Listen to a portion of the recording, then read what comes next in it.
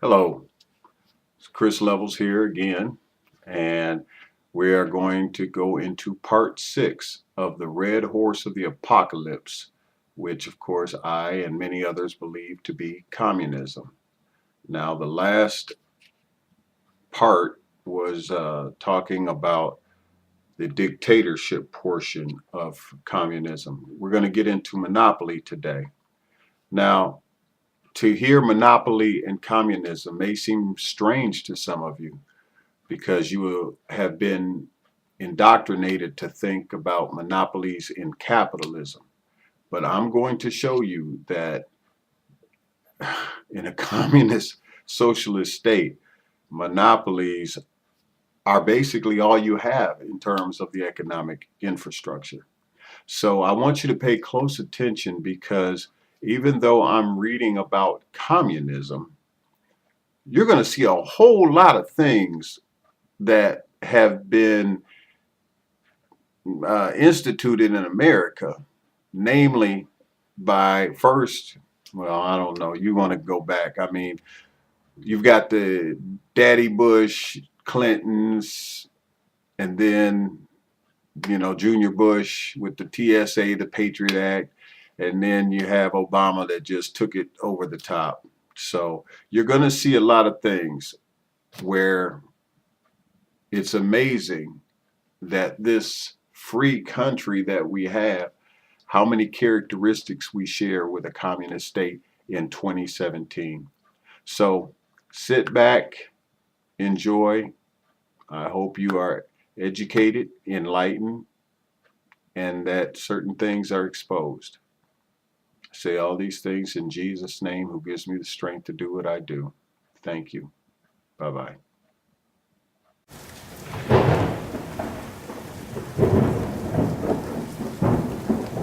Monopoly.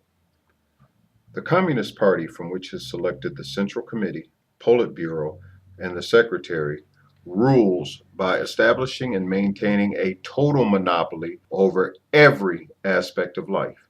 This monopoly is political, judicial, economic, educational, and cultural. The Communist Party formulates all the laws and administers them after they have been passed. It controls the army and police force.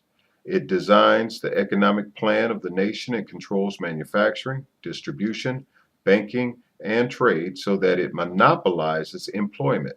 It selects and trains all teachers, prepares the curriculum for all schools, and decides which schools students shall attend.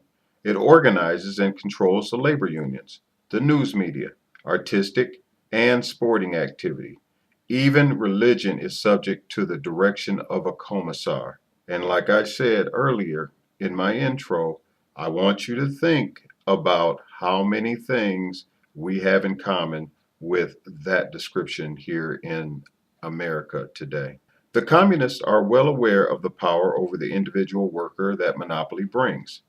They have attacked capitalism viciously because it allegedly generates monopolistic firms which exercise excessive control over their workers. However, there is no monopoly in a capitalist society remotely comparable to the monopoly the Communist Party exercises in a, quote, socialist, unquote, society. Because of its monopoly, the Communist Party exercises complete power over the life of every citizen. This power is literally that of life and death. Does the Affordable Health Care Act ring a bell, anybody? The citizen can be arrested and imprisoned with or without a trial. People, have you heard of the National Defense Authorization Act? He can be executed by judicial or administrative decree.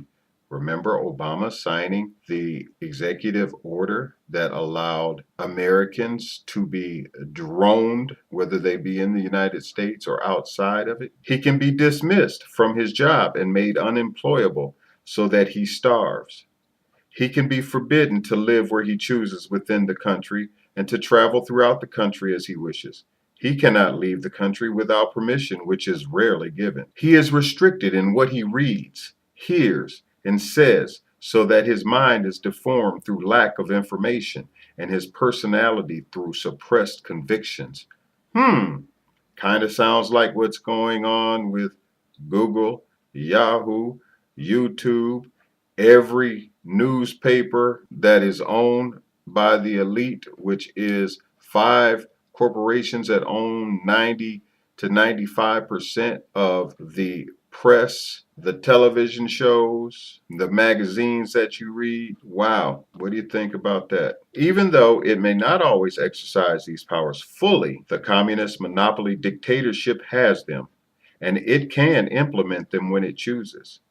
A simple definition of the communist dictatorship is, quote, a society in which the Communist Party can, at will, render any individual unemployable and thereby cause that individual to starve, unquote. It is control by the power to starve. Now, I'm sure many of you are familiar with the Bible that are listening to me. And please just look at what it says about the end time society, that there would be one religion, one financial system, one government, and they would have the power without the mark of the beast. You will not be able to buy or sell or trade. Well, I'm just describing to you communism right here. So take it for what it's worth and come back and listen to part 7 where I talk about slavery, another aspect in communism. God bless you in Jesus' name. Bye-bye.